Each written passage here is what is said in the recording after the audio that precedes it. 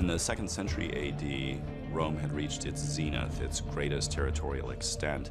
It was kind of like when a roller coaster gets to the very top of a rise and is about to go down the other side.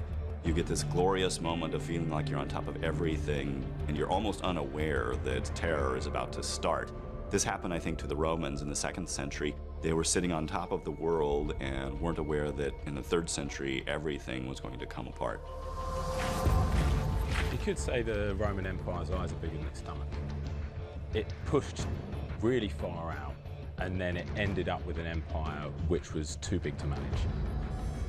The first signs of the empire being torn apart from its very fabric is the crisis of the 3rd century. You've got revolts, you've got civil war, hyperinflation, and a string of useless emperors.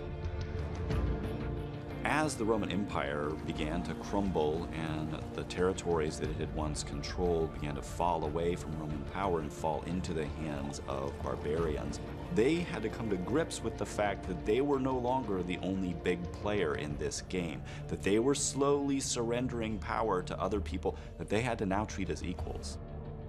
Rome was, in some senses, a victim of its own success. It had become such an incredible source of power and of wealth. It became a prize in an unending series of civil wars and political intrigues, which in the end brought about its collapse.